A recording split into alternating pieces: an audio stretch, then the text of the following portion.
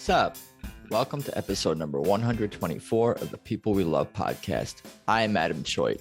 If you're new here, what I do is interview people from all walks of life, most often comedians and other entertainers and artists and creative types about their lives and careers.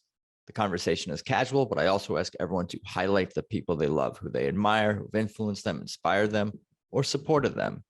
For more, check out peoplewelovepodcast.com. That's peoplewelovepodcast.com. YouTube, People We Love Podcast. Instagram handle is at People We Love Podcast. I'm on Instagram and Twitter at Auntie Julie if you want to follow me. And please remember to tap subscribe or follow on whatever platform you listen to podcasts on. I appreciate that, as I also appreciate 5-star positive reviews on iTunes, Apple Podcast. But before getting into today's episode, I wanted to mention my other podcast, Tedeschi Trucks Podcast, all about the 12-piece blues rock soul powerhouse band, Tedeschi Trucks Band.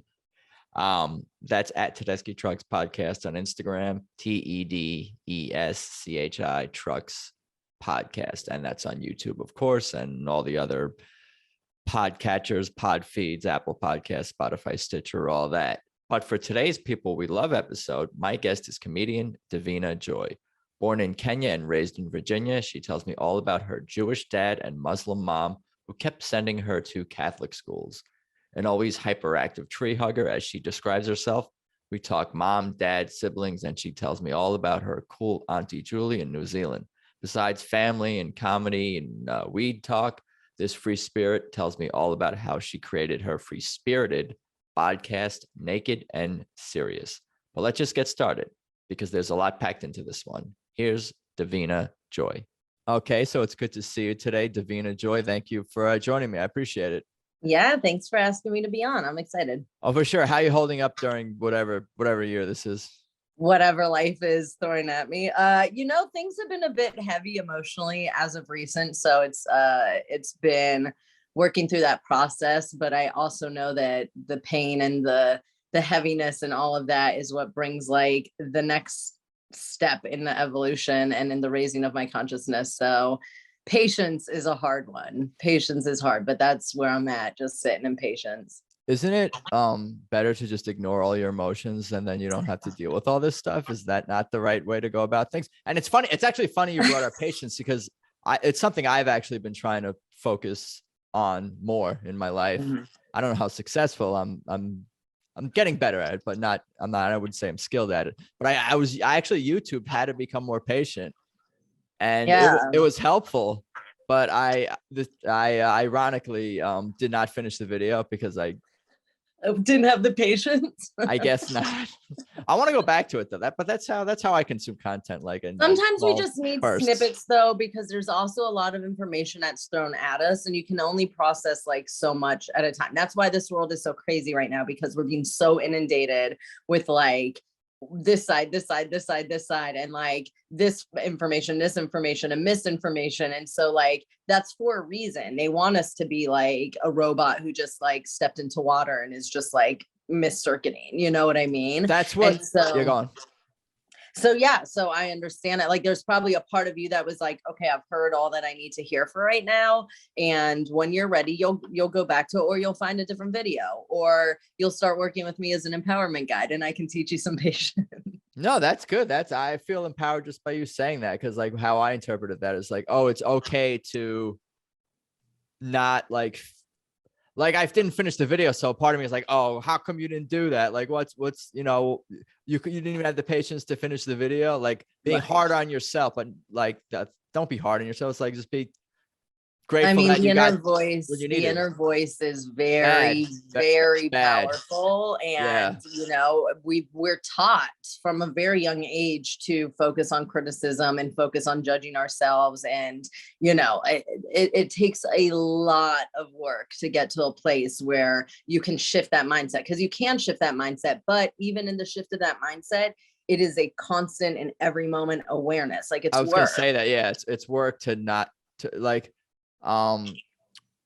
do you know, well, I forgot off the top of my head, but like linguistics has come up, like neurolinguistics, whatever. I don't know if you know about that. Like, I guess that's just like the power of like positive thinking within your own mind kind of thing and translates to the world. Like that's kind of what the stuff can come down to. Yeah, do I know about like trying to shift the positive? Yeah, for sure. Like I don't know if I know like specifics on the neurolinguistics, but I definitely everyone's just trying to do the same thing. We're all trying to get to the same place. But tell me more about tell me about your background and where you grew up and the early days. Like I ask people, what are their like even like earliest memories or images or sounds or like things that jump out at you? I'll kind of let you tell me a little bit about your background. Like the earliest days, I mean, I was born in Nairobi, Kenya, and my mom is from Malawi, Africa, but they moved to Virginia when I was about 4, I want to say.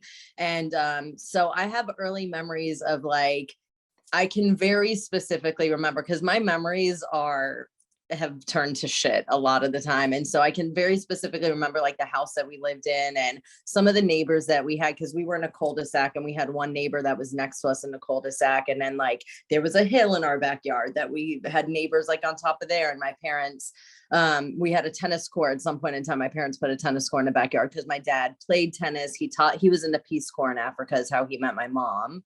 And so he taught tennis to students and he taught school like while he was in the Peace Corps. So, but yeah, so like playing tennis, hanging out, with my friends, getting in trouble for making all my dolls have sex. I was always a very sexual person and got in trouble a lot. But my sisters are 9, 8, and 4.5 years older than me. And so the things that I was taught at the age that I was taught them is like no kid should know like the details of things that I knew. So I feel like I grew up pretty fast. I was a horseback rider. I love horses. They are just like the most special beings to me. They're big dogs. They're so intelligent and they're so loyal and they're dangerous if you don't know what you're doing with them. But I love horses. So like I horseback rode when I was younger, had a pet horse. There was some trauma behind that, but yeah, like just like I don't know, being a kid, I was probably at my happiest, but it's also where all my trauma, I feel like that follows me today was created, which is a story with most people, but my dad's Jewish, my mom's Muslim. So there wasn't a lot of like of their religion, like specifically like teaching me about either or. My mom didn't want us to eat pork, but she would let the kids, she would never let my dad. And my dad used to say how bad it was for him because we'd order like Chinese food and get the little like pork ribs when I was eating meat. I stopped eating meat at like 11. Those are good. Yeah, right. And so my dad's like, oh, it used to fucking kill me because you kids would be like, I mean, we'd have to eat them on paper plates. They couldn't be on her dishes, but she would let us eat them and he was not allowed to. When they divorced, he's like, I went and ate bacon so fucking fast. So you can see my dad's not, a very dedicated Jewish man either. But yeah, it was a existence for sure. A lot of craziness. Isn't pork against Islam also? Both of them. Yeah. Yeah. Oh, that's why my mom, I was very surprised that she would allow us to have it. And, I didn't even really think about it at the time. Like she just like, we would order it. She would let us have, I was so young. And it wasn't until later on that I was like, oh, that's so weird that mom let us. But she was also pissed at me when I stopped eating meat. I still ate chicken and turkey until 2013, but I stopped eating like beef and lamb and pork and any of that when I was 11. And she would get so mad at me because like African food, there's meat in a lot of African food. And so she'd be like, I don't know what you're going to eat. And I'm like, Doritos, like I'm a kid, like I'll just survive off chips and dip, so it was a lot because she didn't want to placate to it, she didn't understand it. But my heart, when it comes to animals, I couldn't even watch like National Geographic as a kid, like seeing a lion seeing any kind of animal death, like shatters. Still to this day, it's very hard for me to witness anything like an animal in any pain. Like I love animals more than I love human beings for sure. But we're animals too. Yeah, but like we're idiots. But so are animals. in a lot of ways. No, animals are very intelligent. Like animals are just being, and they can, I mean, think of the adaptability that animals have had to have because we come into their space and we just build these buildings and take away nature, which is another thing I've always That's our nature. The buildings. Well, it's not our nature, it's some people's nature, because my nature would definitely be like I could live in a tent in the woods and be very happy. Like I love nature. I've always been a tree hugger. I've always been a big hippie, you know, so I definitely feel I'm reincarnated from like Woodstock. Someone died at Woodstock and I was born. I bro hug with nature. I'm not like a tree hugger. I like, more like a bro hug to a tree. No, nature's important at the very least, I think, to recharge if you're not like in it a lot or like living surrounded by it. Yeah. Like in Los Angeles. But I mean, even just grounding, like going outside barefoot and putting your feet in the grass and like having a few moments and breaths, and that is so, so important because our planet is the most magical, powerful energy, and she transmutes all that energy, So when you're having like that, I can't handle life, like anxiety, like to be able to be outside in fresh air. We're in Los Angeles, but it's, definitely better than not going outside and getting some sun and grounding your feet into the earth and really just like letting her take it, like asking. Intention is so important. Energy is so powerful, and just asking her to like help you, can do a huge amount. But people are like, I don't even have time for that. Like life. And it's right. Like, this is all programming. Like, this is all like, to think that we are born to just work and work and work is, I've just never understood it because it's never been how I am and my dad hates it. Like I said, he's Jewish and he's just like, why don't you care about money and success? And I'm like, cause I don't know. Like, I just want to be happy. And to me, it brings comfort. Like there's definitely parts about it that are amazing, but it's not everything. It's just not what everything's about. If my perfect world would be like living in a forest that's close to a beach, that's close to like a lake and a river, and just being able to like smoke weed and be naked and hang out with my friends all day, and like we all forage for food and just like literally going back to like tribe life, that would be the best. But what about I mean, there are obviously benefits to technology and things like that. You wouldn't want that, but like with your phone or like if some of the time, or like, I don't know. I mean, it depends on who's around. Like if it's because I want to like connect to people that aren't right there and they don't have the ability to like come visit me, of course. But like my relationship with my phone would be so different. I wouldn't hardly ever have it on. It would be like, oh, just to hang out. Like I would choose to have my tribe and my community be part of my community, like a sustainable community. Yeah, so it's like I wouldn't. I was gonna say, just to the best of your ability, to the maximum you can, you much prefer to live like a really like natural. What about the Amish? Existence. They're not. That's more like a religious. They're a religious. But I get what you're saying. Like they don't necessarily have electricity. They don't have, they live by the sun and they're doing it right. I go think. by the moon. Like I don't know if I'd say they're doing it right, because I think there's probably a lot of like, I want the freedom. Like I'm talking about, we're all just naked, having fun and just like have that freedom. I think there's a lot of like shame in religion. Like religion just, I feel, breeds like a lot of shame and a lot of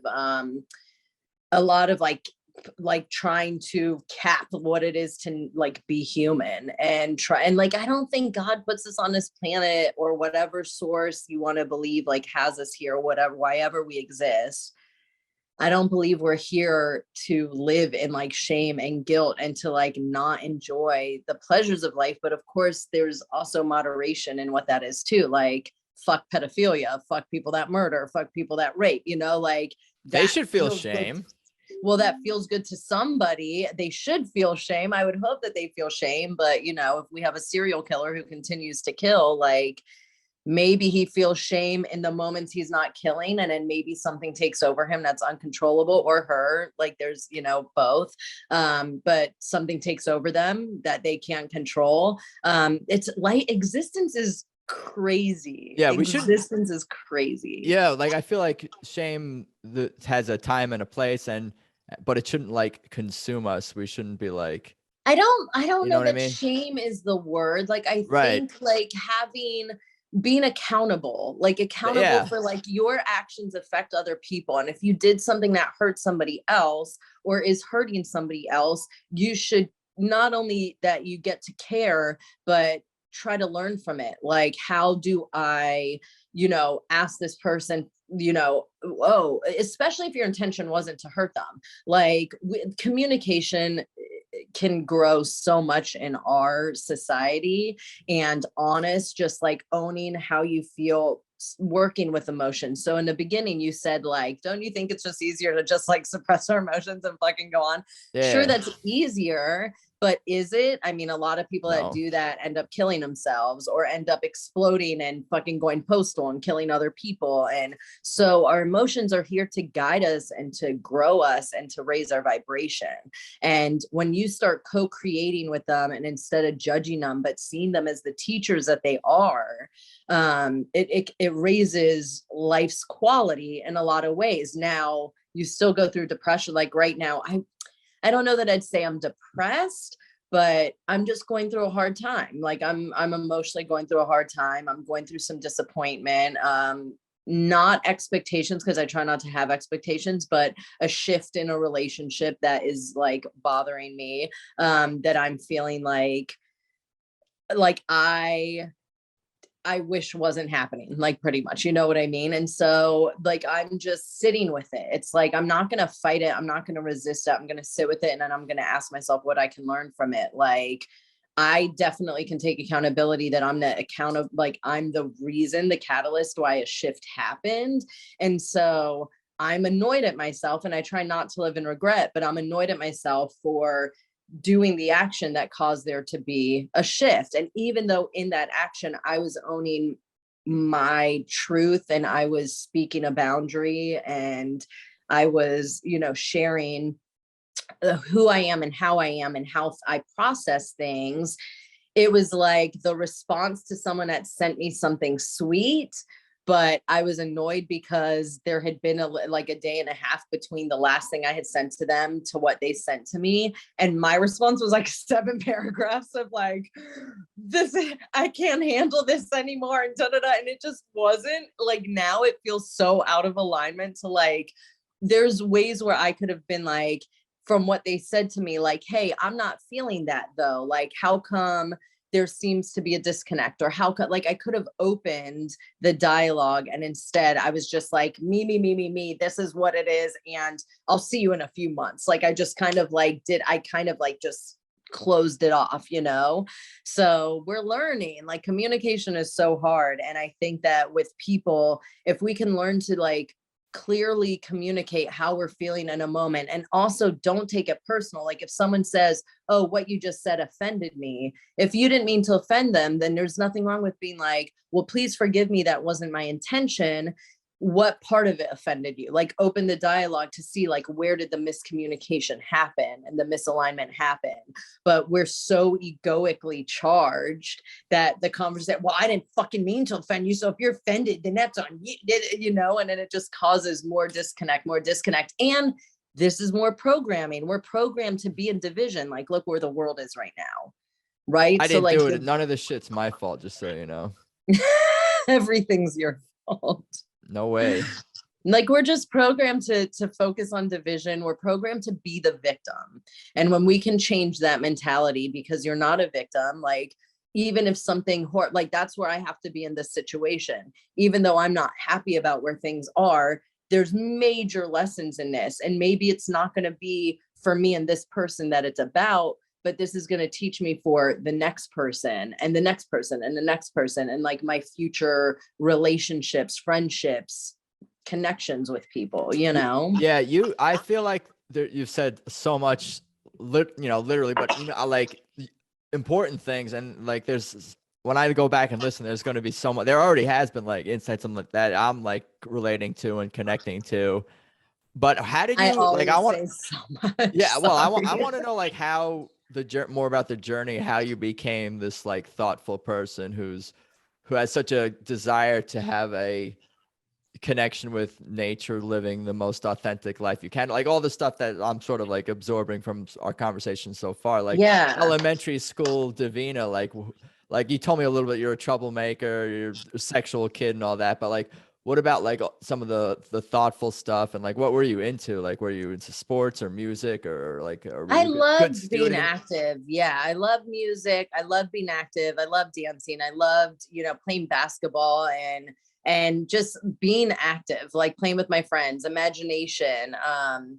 I was always a very spiritual person though. Like I can remember even as a child, just questioning things on a very deep level. Like even like, why am I breathing? Like what is this thing that I keep involuntarily doing? And I remember myself being like, yeah, I'm just going to stop doing that. But you can't stop breathing or you die.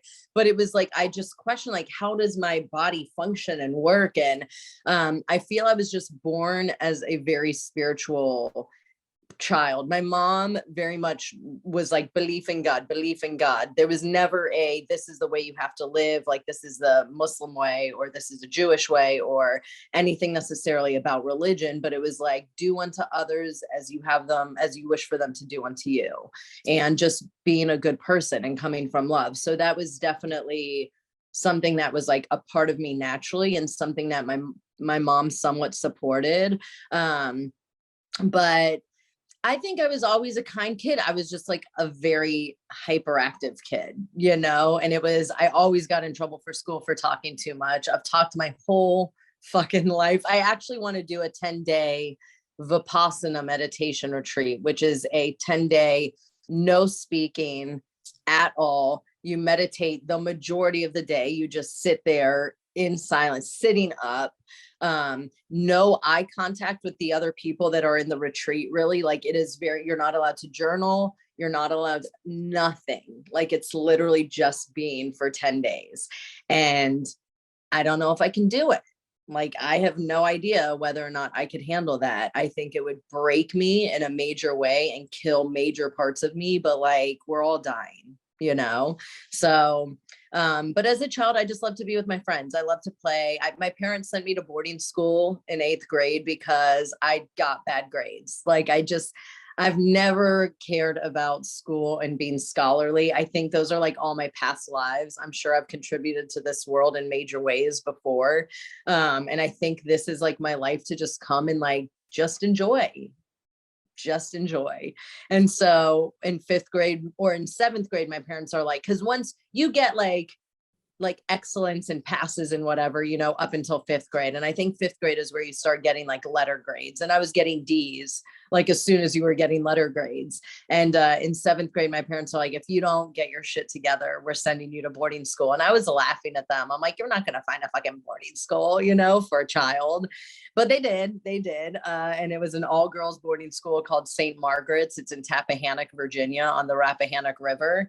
And so they sent me there. And when I went there, because I was boy crazy as well. Like part of the sexual part, just boy crazy. It's all I wanted was to hang out with friends and see boys' dicks. Like that's where I was. And my mom couldn't handle it. Huh? You were an honest teenager, an honest kid. Oh, but I was like young. I mean, it was probably uncomfortable. I have a joke where I'm just like, if I had ever been molested as a child, like it was my fault. Like I was for sure asking for it. Like yeah. And that won't work in every club, will it? That joke. I mean, it's not even the club, it's the audience. Yeah, that's what I mean. It depends on how like the first few minutes go. Like if I can connect with people enough and they can really understand like who I am, it's not like I have another one where I'm just like, when you're growing up, you think every other human being has the same experience that you're having when you're a child. So like, I thought everyone was molested, but I was never molested. And that's probably why I can joke about it, because I wasn't. But I don't know. I mean, people joke about, when they've been molested, like when you get to a healing point. Sure.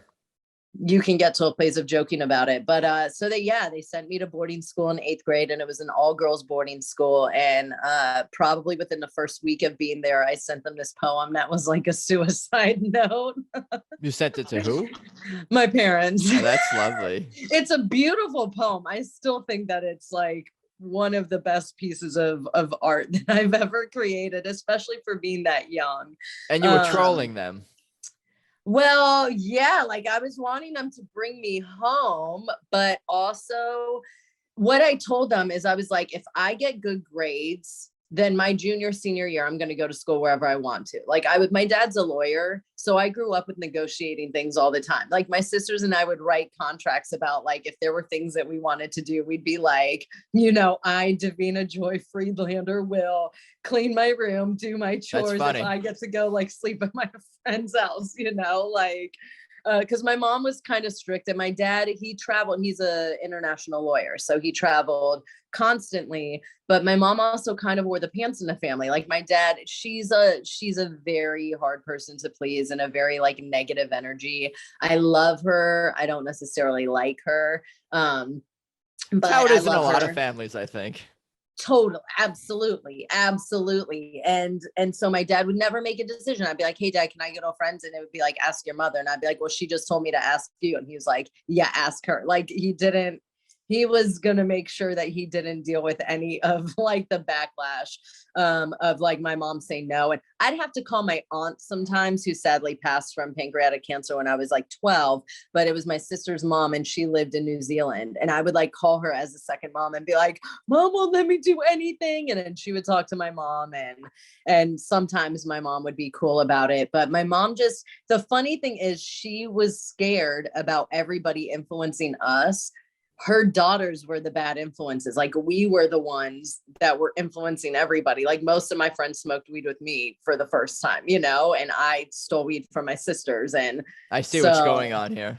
Yeah. So to her, it was just like, we could do no wrong, but we were doing all the wrong, and it's not a good place. Like some people are probably like, oh, that's awesome to have a parent like that, but it wasn't healthy. It was not a healthy way of being. So like and my family has always been very helpful when it comes to like financially helpful, but I did not grow up in like an emotionally supportive place. And so I think that's what I'm combating now, is these like feelings of not being good enough, not being worthy, not being forgivable, not being able to make mistakes, not, like all these things that I'm having to combat now. And I'm very lucky to have a lot of the people in my life that I have that our tribe that holds space for me. But it's like, dude, reparenting yourself when you're 40, almost 41 is fucking a lot. You're just it's like, not damn. Too late. It's not too late though to change new habits. And like people say, you can change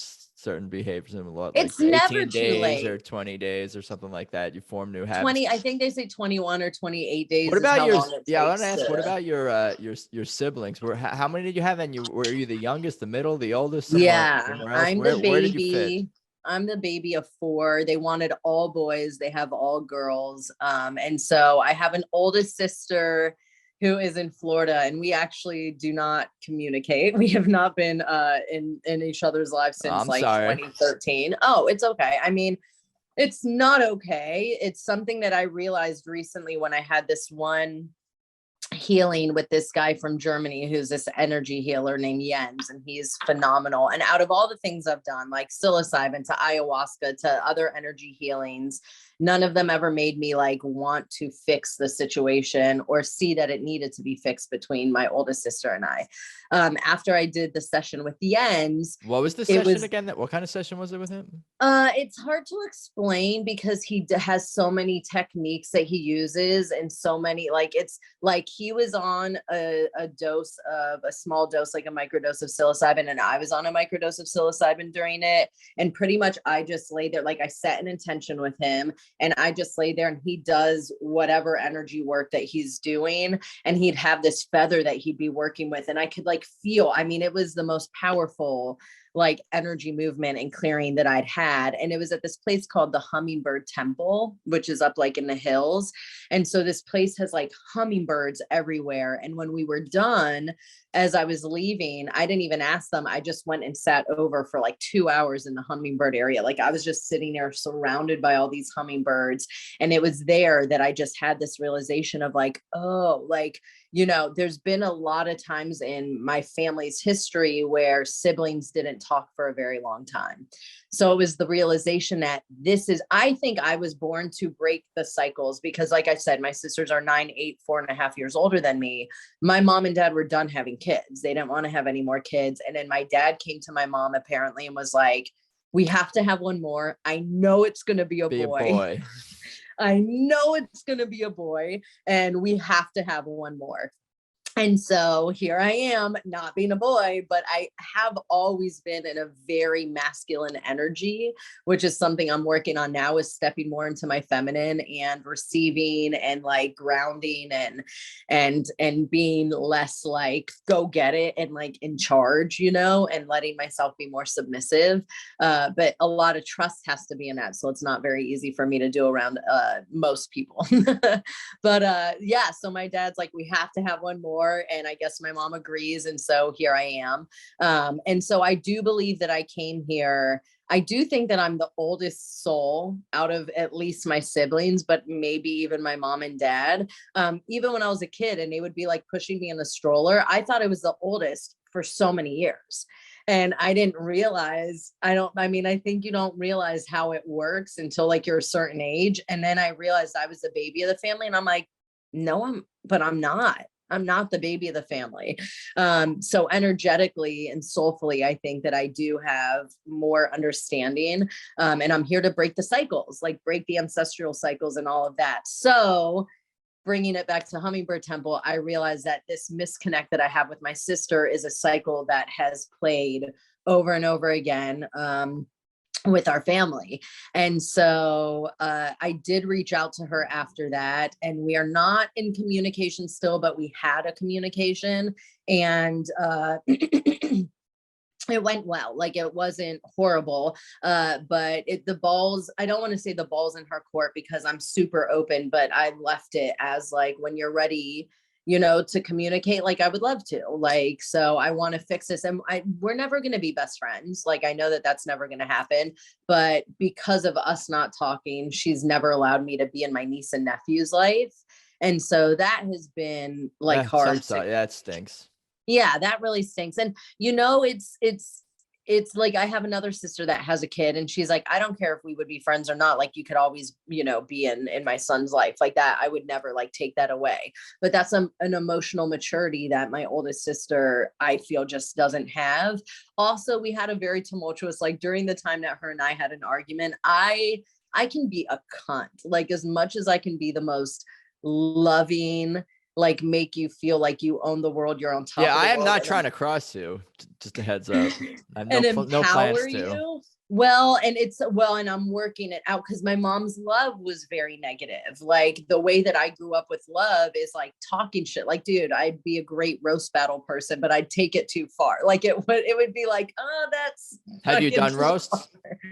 I have not done roast battle before. And I think because I judge that, like, I wouldn't know the scale. Like I don't know. And also, you know, it's intimidating. I mean, there's probably parts of me that are like, I want to be funny. And I don't know that what I would say would be taken as funny because it could be so mean and hurtful, you know? It could be a therapeutic thing for you though, in a safe environment, so to speak, for it.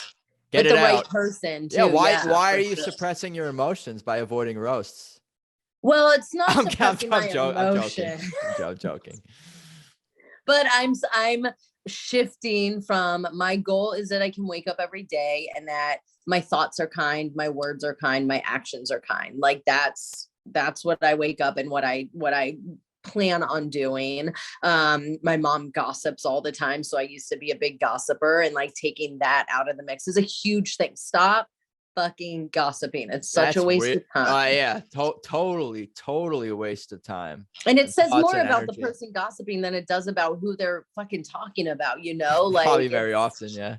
Yeah, it's just a gross like action and thing to tap into. So I wanted to ask about your aunt in New Zealand. How did you connect with her if you're originally from Africa and then came to Virginia and you have this aunt? well, I mean, she would How come did and that? visit us. Like my mom was close with her. So she would come and visit us. And I'd never gone to visit her, sadly. Like I've never been to New Zealand and I would have loved to. And I didn't go back to Africa for 25 years, but I went there in 2013, which I can't believe it's already been the end of this year will be 9 years unless I go back before that. But I can't believe how fast time flies. So I've seen like when she was passing, she ended up going back to Africa to be around family. And so she's in the family like grave area. And so I was able to see that. But yeah, she was just amazing. Like my Auntie Julie was fantastic. And she never had any children. And maybe that's why she was so awesome. I honestly think that my mom, I mean, she'll say it to this day, like, I never wanted any kids. And it's like, well, you had 4, so accept it, you know? Oh boy. But this is one of those things that like is the negative, like this is the way that she knows how to express herself. And it's not necessarily kind. Like you have to not take it personal. But when you hear your mom say something that's like, I never wanted kids. Well, I'm one of the kids. So if you never had me, like I wouldn't be here. Which I wouldn't mind. Like life is this portion of existence because we always exist, whether we're here on earth or whatever the next step is or whatever any of the steps are.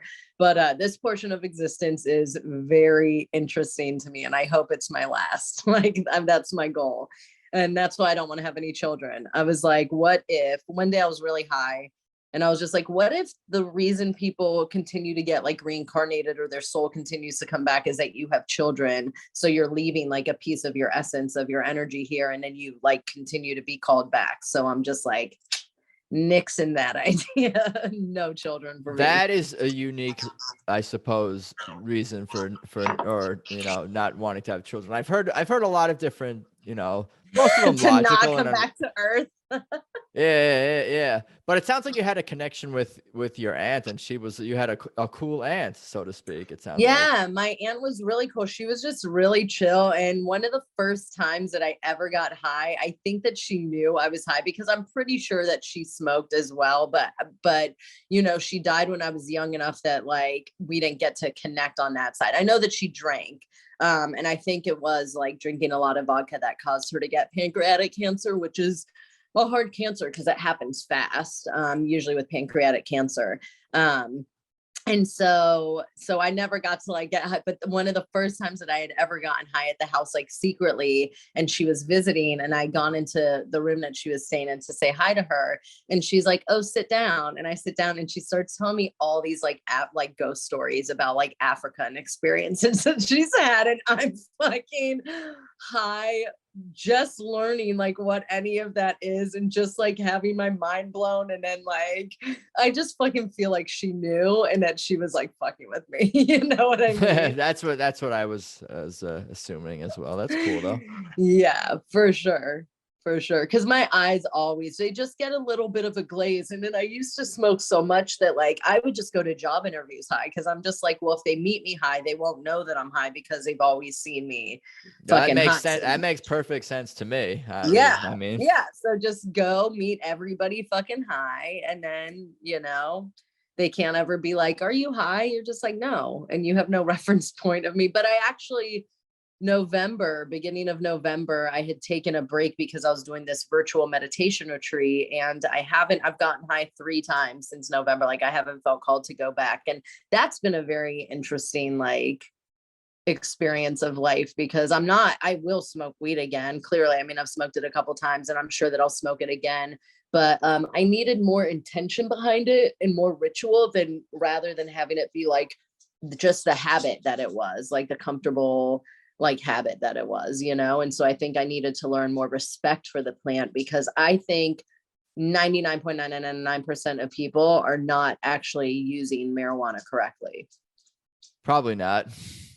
And not in the sense of smoking every day. I don't think there's a problem with smoking every day, but I have a friend he's so wise and intelligent when it comes to weed. He's from Guam. He's a new friend of mine that I met through some other friends, and he's from Guam, and he like can make his own THC pills and make his own oils and like make his own, like he's like kind of a chemist when it comes to weed. And we were talking the other day, and he's like, you should have like 6 or 7 strains that you work with throughout a day. The thing that people are doing wrong is they just like go buy, oh, here's an ounce of weed and I'm going to smoke that every time I get high. But that weed affects you in a certain way where it could be amplifying for a portion of the day, but also diminishing through another portion of the day. So he's like, you should have multiple weeds, smoke them all at different times, write down, keep a log of like, oh, this weed made me feel like hyper and it gave me energy. So like that might be one that I would smoke in the first like portion of my day. This one helped me to like ground and be calm. So like maybe you're taking a break and you want to just like chillax and let loose. So you smoke that one. This one makes me feel very tired. So that might be one for before bed. Like all different ones. Like how do they make you feel? Energetic? Do they make you want to meditate? Like it just blew my mind because I was like, I had never like really had that understanding. I know that weeds make you feel differently and that I would buy a couple at a time so that I could be like, okay, I guess somewhat intuitively, because there would be ones that I'd be like, oh, I can't smoke that one right now because I have things to do. Or I can't smoke that one right now because it's nighttime and that one makes me too energetic. So I guess in some way I knew, but I'd never had like that very intentional conscious understanding of like you should have a bunch of different strains of weed and know how they affect you and then utilize them in the right way throughout your day. But he also has like body pain that he needs to smoke weed, like it helps him with his body pain, that he had an injury. And so there's a part of me that's like, I mean, I don't want to be smoking all day, every day anyway, like personally, because I did that for like 30 years. I started smoking weed at like 11 and I'm about to be 41. So I've smoked weed for more. I developed on weed. You know what I mean? So yeah. What a journey. I'm fine with having all different strains, whatever. That sounds cool, but I'm not going to journal. My journal will be like high as fuck. 3:30, high as fuck. 7 p.m. was less high smoke. Now I'm high as fuck. Now I'm high as fuck again. Well, it's not journaling like the whole time. It's like you take a hit, you give it a little time to see how it affects you, and then just be like, oh, green crack gives me energy, makes me want to go on a run, taking a couple notes, and then you have this like log to go to and be like, okay, here are the strains I have. This is what I have to do throughout my day. What supports me? Because I do believe, and this is where I want to go get like a tincture and have some like THC and CBD. I can't do edibles. Edibles are too much. There's one edible I've found that's a vegan gummy. That's an indica that I like that I'll have before bed. And I swear to God, I don't move all night and I wake up feeling fucking awesome. I've also been experimenting with microdosing shrooms before bed and I love it. Like I've been loving that. But that's like the only edible. Like edibles, there's just too many factors of like, just because you buy the same brand doesn't mean it's the same batch. It doesn't mean it's going to affect you the same. Edibles usually mess with my stomach and give me the shits. Like they're just not, I don't know. It's not my preferred. Not at all. Either. But like a tincture, I won't turn them away. But it's not. Oh, I'll turn them away for sure. For sure. I will. Well, yeah, I mean, it's certain. All that there is. If there's other options. I mean, tell me more about like, once you got, I guess, or, high school, college age, like where did you think your life would be going? How did we get into comedy and performing and all that? I always knew I was going to be a comedian. Like in elementary school, there was this guy named Tommy Ritter and myself, and we were the class clowns. And I always knew, I was like, Tommy and I are going to be comedians. Like that was something that I've been laughed at my whole life. And in some ways that's fantastic. Some ways it was like if I was very mad, I'd be laughed at. If I'm crying, I'd be laughed at. If I was like triggered, I'd be laughed at. And so it was like this realization of like, I either have to make this work for me or I'm going to fucking kill myself because like nobody is seeing me and taking me seriously. And so comedy has just always been a huge part of my essence and my aura. And through growing up, before I actually focused on and stepped into doing comedy, like everyone I'd have conversations with would be like, are you a comedian? Because I make people laugh, you know. I'm probably better at it in a one-on-one situation than I am as a comedian to a whole audience. But that's because I'm a good listener. And the thing with comedy is like, you can do some crowd work and you can try to like engage with the crowd, but a lot of the time the crowd doesn't, like, they act like some people want to engage, but those are the people you don't want to engage with. Like, you don't want the active hecklers. And then some people, like, you ask them a question, it's like a deer in the headlights. They're just like, you don't see me, I'm just here to fucking laugh. I don't want to be seen, you know? So it's hard to get like the right kind of flow. Cause if for me, if I can get one conversation, like little side conversation going with somebody, but the whole crowd's like into it, it can be some of my best sets. But throughout high school, you know, I was in boarding school until 10th grade. And then that was an Episcopalian boarding school. And so we had like chapel every day. We had it was really annoying. So like religion and spirituality have been a big part of my life, like even not through choice.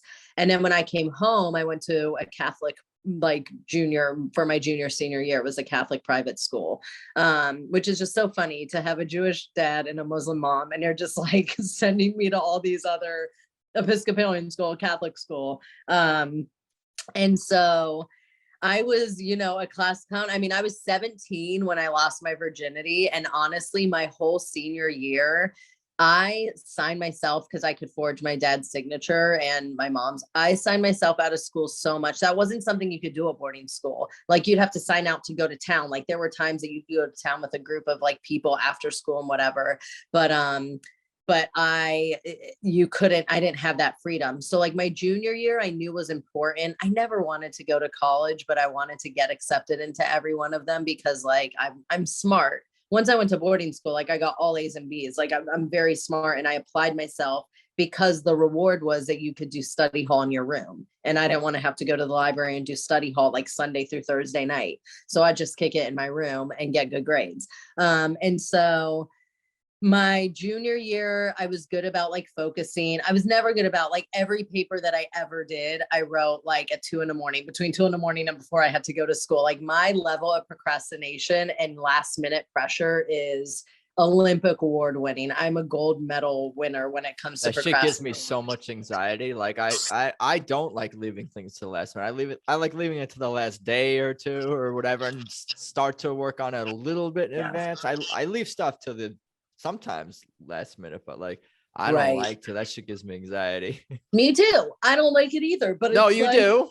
But no, I literally could not get started. Like, I don't know how. I really don't understand how I function in some ways. Like some of those ways where it's just like, Davina, like you're ridiculous. If I had to move from my place, I would like to think, let's say I knew I had a month to move. I would like to think the first day of the month, I would start doing little things, packing things, like getting things ready, getting rid of things. Dude, I'll probably the last week fucking kill myself to do everything, because once I get started, I'm okay. But to start anything is not my forte. Yeah, it's very common. And that's been a hard part of wanting to start my own business. And like even having my podcast, like Naked and Serious, has been in hiatus for a few years now. And I found a studio where I can shoot it. So I'm excited because things are like getting in motion again. And I have a list of people who want to be on it. Like I have a guest list. There's people that are like, fuck yeah, let's do this. But I don't know why I would do that to myself, because it was literally like causing me, like, I'm surprised I did not have more diseases as a kid, like having ulcers and having like things that were commonly caused from stress, because I hated doing any of it. But I got into every college that I applied to. And it took me 4 years to get my associates, because I knew I wasn't going to go to school. Out of the 4 sisters, the second oldest and myself didn't go to college. The other 2 did. My oldest sister that I don't talk to is a lawyer, married to an FBI agent for like drug trafficking, like total ew. And then the second oldest, you know, has been to prison a few times and been to jail a few times, and she's finally in a good place getting her life together, and that's amazing to see. And then the third oldest works in like real estate, and she's got a good head on her shoulders, which is very surprising because we've all had some issues with addiction, you know, doing drugs. I never cared. I think I am the epitome of cocaine. Like I've tried cocaine a few times, but I'm like, I don't need it. Like, I don't understand why people do it, but I think it's to be how I naturally am, which is I talk a lot and I'm fucking hyperactive, you know? So coke doesn't do literally anything for me other than like the numbing or the drain. I'm like, why is anybody doing this? Like, I don't feel any different. Like, I don't feel any different. And so, you know, there's been, we've all had like our situations, but going to college was okay. I knew that I wanted to do acting. At one point in time, I wanted to be a zoologist. Like I loved animals. And when I would see Jack Hanna, that's a reference that you might not even know, but Jack Hanna was I know that dude. He used to go on like the animal guy used to go on like the late shows or whatever, right? Right. And he'd bring all the animals, and I'm like, dude, I want to do that because I always wanted to be an entertainer and be on TV and be seen in that light. But I love animals and I'd love to educate people on animals. And so I got into ASU for zoology and like in the chemistry class, because in high school, I don't know why I thought I could do this. I totally cheated my whole fucking high school, like chemistry class, like the grade that we got. And I think our teacher knew that we were cheating and like got answers and just didn't care, which is horrible at my Catholic school, my senior year. But I got really good grades junior year. Senior year, I fucked off and I just like was never in school. And I started having sex and I was dating this guy and I just go see him and we were bad. Like, dude, I've definitely had sex in public in a park. Like to know the trouble I could have gotten in, like from my awareness now is like, damn, Davina, you little risk-taking slut. I loved it. And so, yeah, so I wanted to be a zoologist. And then like first day of school in chemistry at ASU, I was like, oh, this is never going to happen. Like, I don't understand anything that's being said. I would literally have to go back to the basics and I don't care. Like the only chemical interest I have is in THC, like, and psilocybin and like things like that, you know?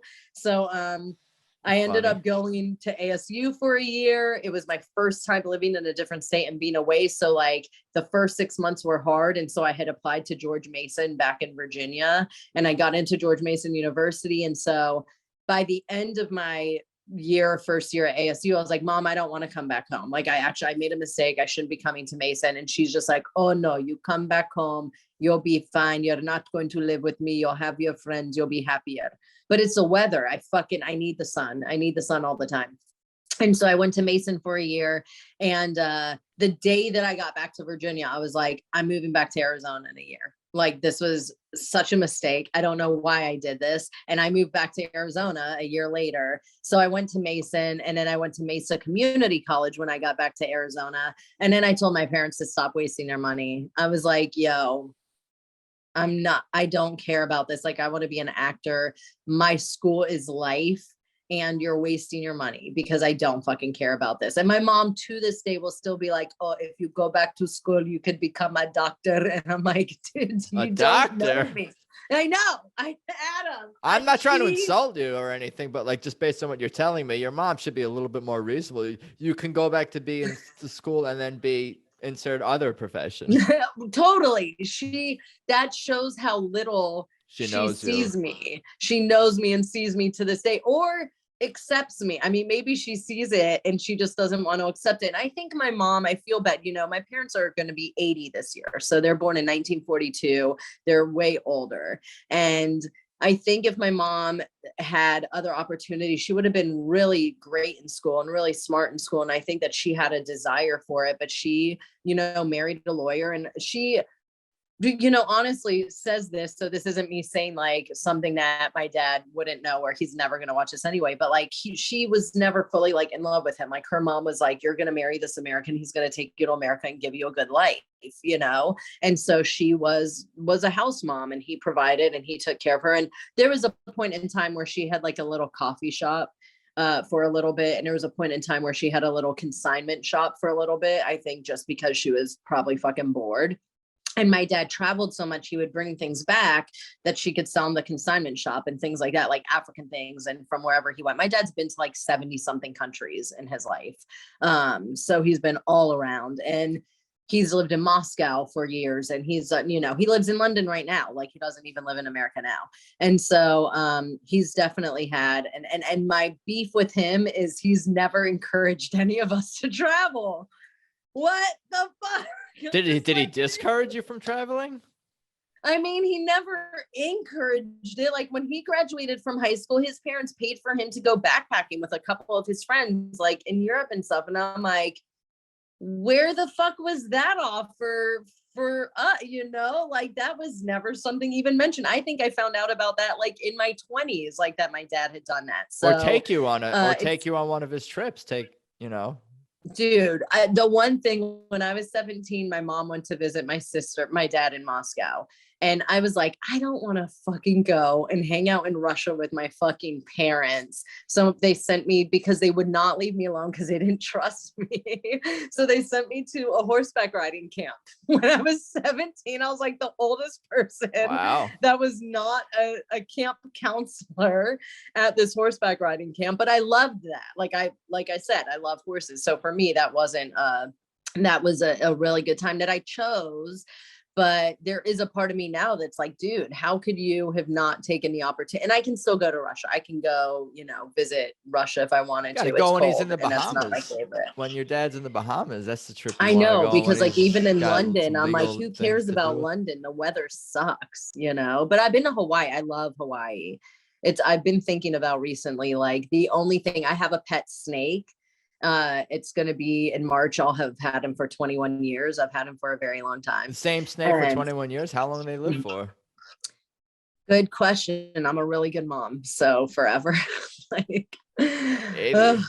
And so that's my baby, and I love him, but Hawaii doesn't have snakes. So to bring a snake to Hawaii is very difficult. And that's been one of the things that it's been hard having him. Like, now that I'm, 40 and in this like mid space of my life of like, I want to travel more and go do more things. I definitely consider, I had a friend the other day that's like, maybe you could find like a foster mother or father for your snake when you want to go travel and stuff. Cause it's not easy. It's not like a dog or a cat. You can't just be like, oh, come over and just like pet sit my snake. He's a very finicky eater, and he just has things about him that I know because I've had him for 21 years. And somebody who's maybe a snake expert would like be able to work with, but like, you can't just have anybody come and like take care of your snake, So I feel very anchored by this. I got a question about the snake thing. So what do you feed the snake? Mice, rats, or spiders? No, they're rats, but they're frozen. They're frozen rats. Mm-hmm. I mean, you thaw them out. You don't feed it to him frozen, but you thaw them out. Okay, so you told me you almost like want to like work with animals, and that you can't even watch National Geographic, it was a very interesting, when I decided to get a snake, it was very interesting for me because that's the hardest part about it. And especially when I was feeding him live. Oh, that was the hardest ever. Like, that was very hard for me, but it also made me stronger. But yes, also, that's why you did it, I think. Yeah. Maybe. I mean, I just love him. Like, my snake is gorgeous. And when I actually stole him from Petco. And this is back in like 2001. So, I mean, I think I'm past whatever thing of them being able to say anything, but I was working at Petco at the time. I was a dog and cat groomer. That was a very random career that happened at a point in time that I needed a job. Not really. So you love animals, and you need, like you said, you needed a job. Yeah, but I'm not like a person to like cut hair and do like that glam kind of thing. And I just had gone to the Petco being like, I had just stopped working at Sprint. I had worked at Sprint for a while. I'd stopped working there. I needed a job. There was a Petco right there. And I was like, hey, can I, and my boyfriend at the time had a ball python. But I was like, hey, can I start working here? Like, I need a job. And I just wanted to work like in the store. And he's like, well, we don't need anyone, but we do need a groomer. And he's like, do you think you can cut hair? And I was like, no. And he's like, we'll train you. And actually, like, I know PetSmart and I think Petco has a school, but he didn't put me through any of that. He just hires me and then brings me into the grooming room one day. And he's like, hey, Robin, this is Davina. Robin was like the grooming manager, the only groomer that was there. And she was this very ghetto. This was in Manassas, Virginia, like very ghetto ass woman. Like, I fucking love Robin. And sadly, she passed away, I think last year, either 2020 or 2021. But she was like so good. So she like stops and looks at him and is like, because he's like, this is Davina and you're going to train her to be a groomer. And she's like, oh, am I? And I don't know this woman. I don't know that she has not been talked to about this situation. Like, this is my first time meeting her. Thank God I'm a people person and people love me.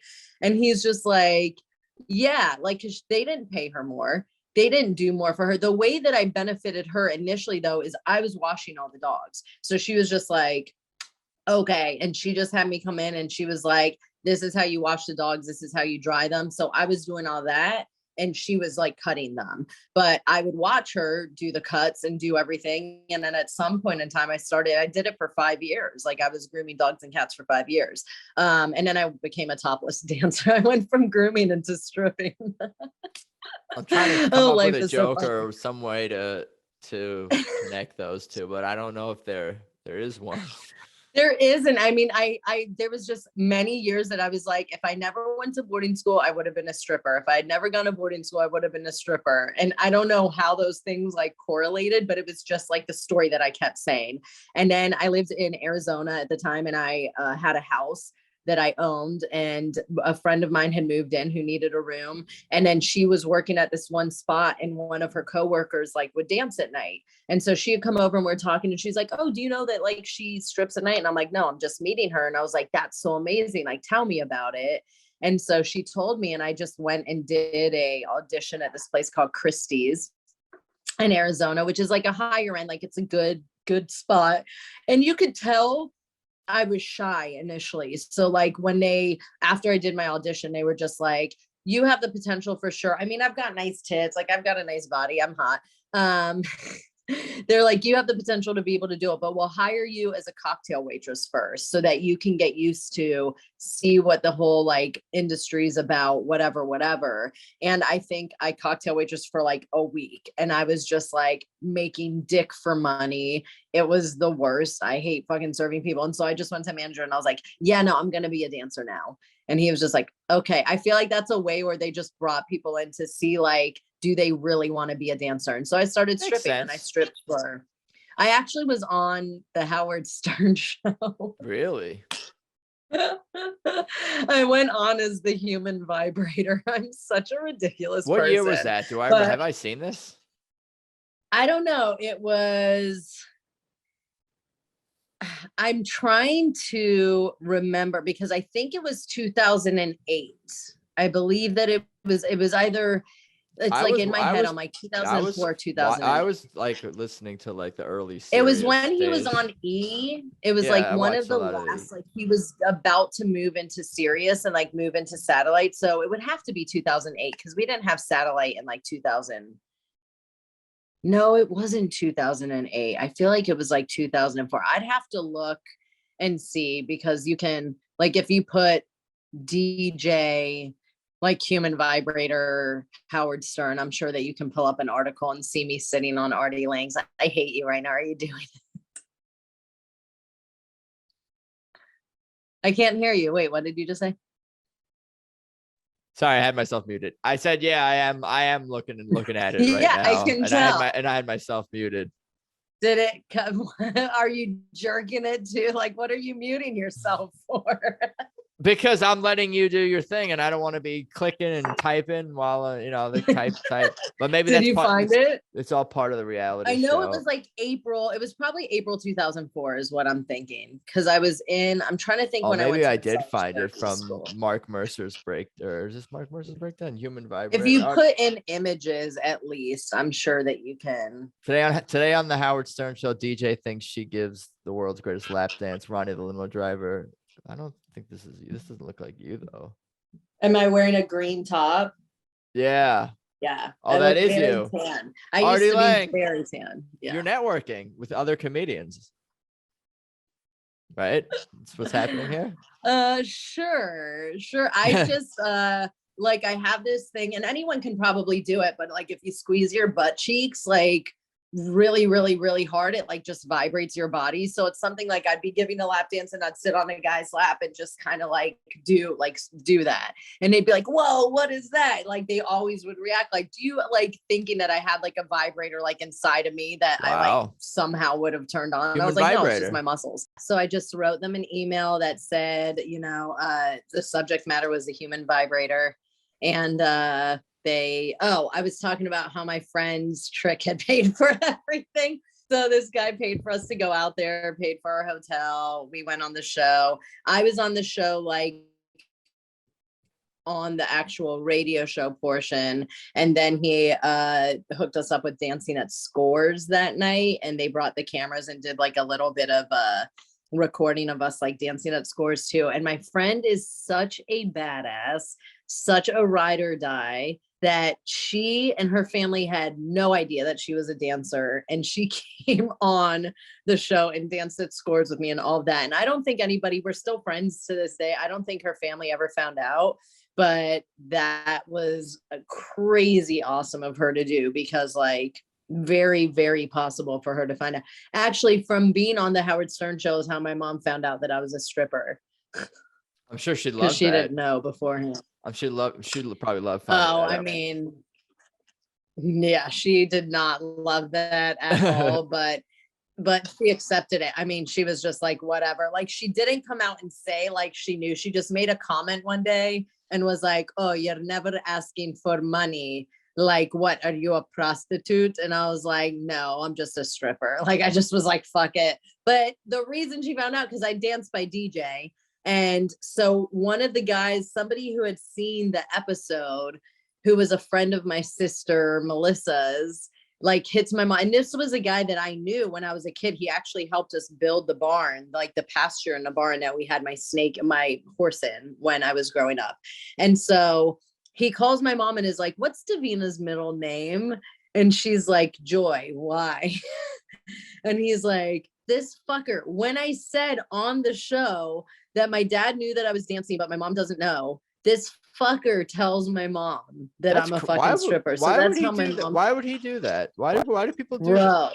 That's crazy. Thank you. Like you fucking, it's crazy.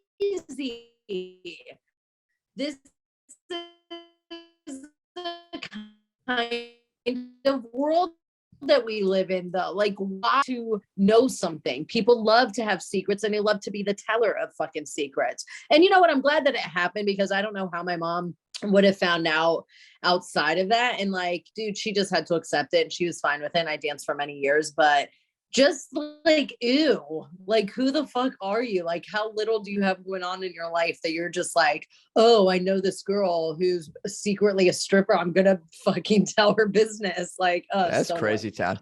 When did we exchange the stripper pole for the microphone stand and start doing comedy? How did that transition the comedy thing was really, I had played around a little bit with it while I was still living in Arizona, because I moved to Los Angeles from Arizona. So I played around with it a little bit still while I was in Arizona. And then I went to Africa in 2013. And that was where I really was like, yo, why do I keep saying that like I'm gonna be a comedian, or I'm gonna be like, when does the gonna be turn into like doing something? And when I had come back from Africa is when I really like started focusing on it, because I lived in LA in 2011. Like I moved January 2011. So I've been here January 13th. Today, oh my God. Today is my 11-year anniversary of living in Los Angeles. Congrats. It's the 13th, right? Yeah, today's the 13th. Thank you. So it was my 11th year of living in, now is my 11th year. But so I was here for a few years, and then, yeah, I was like, I got to just stop with that. And I was like doing auditioning, and I was doing other, I had fucking 7 jobs at a point in time, just working for different catering companies and doing things like that. And so then when I came back, I found out about Flappers, and I got like an internship there for however many weeks you get an internship there to just run like the audio and run the like do the sound and stuff and run the recording for the what's the small room, the Yoo-hoo, is it the Yoo-hoo room, I think, at Flappers? Yeah.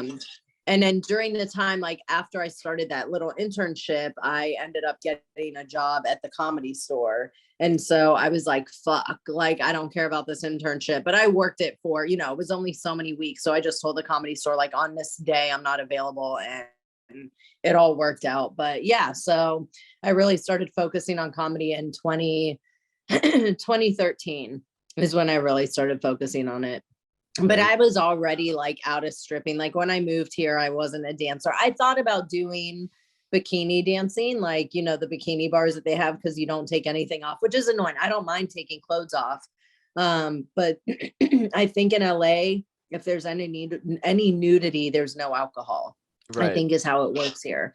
So yeah, I was just like, well, we need alcohol for people to pay. Like keep giving money out, I feel like.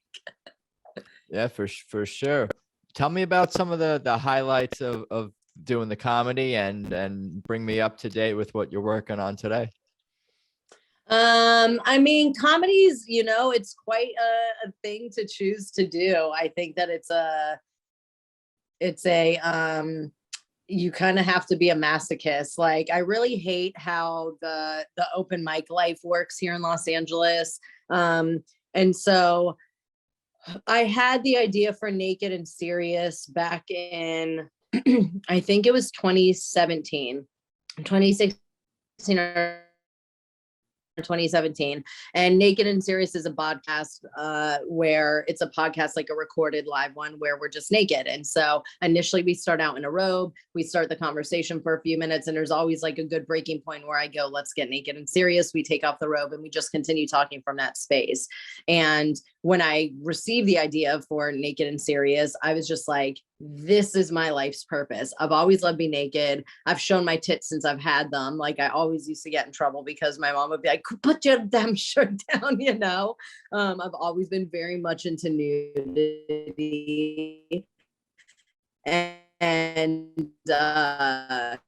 and just self-acceptance. Like, this is my life's path and my life's purpose. The hard part for me is that I am not the administrative part. Like what you're doing right now, even like just as simple as having a camera and doing Zoom and, you know, having the Zoom and recording it. And later on, you're going to like add the intro and add the extra, all that. I'm like, that sounds like the death of my soul. Like, I'm a creative. I just want to get the host and I want to, or get the guest and I want to host it and do that.